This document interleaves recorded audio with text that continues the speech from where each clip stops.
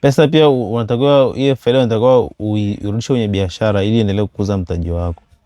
Kuliko kuchukua faida yote na kuitumia. Kuna namna unatakiwa ugawe percentage irudi kwenye biashara, nyingine upeleke kwenye matumizi yako binafsi kidogo, na nyingine kwa ajili ya kuendesha ofisi.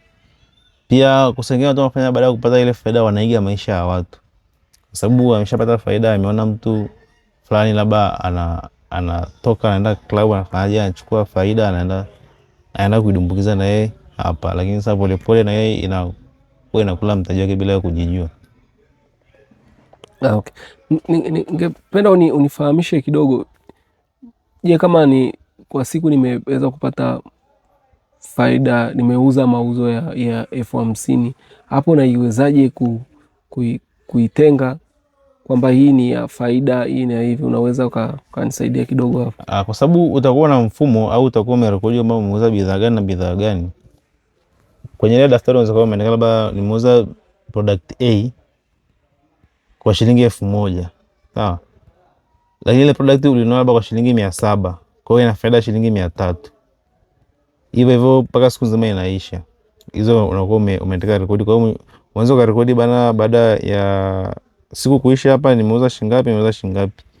Baada ya mwezi kuisha ndio unapoamua kujilipa. Sasa hii hela nagawaje? Unagawa kwa percent.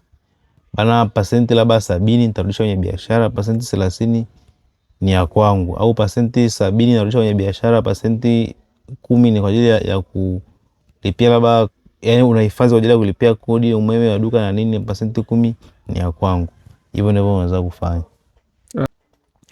Sasa ufanyaje ili kutumia hiyo profit vizuri? Profit ili utumie vizuri lazima uitenge kwa asilimia wanavyokuambia hapo, uitenge kwa percent. Kwa hiyo baadhi ya percent utarudisha kwenye biashara kama mtaji. Percent nyingine unaweza ukafanya saving kwa ajili ya vitu vya baadaye. Nyingine sasa ndio ukatumia kwa ajili ya matumizi yako wewe binafsi.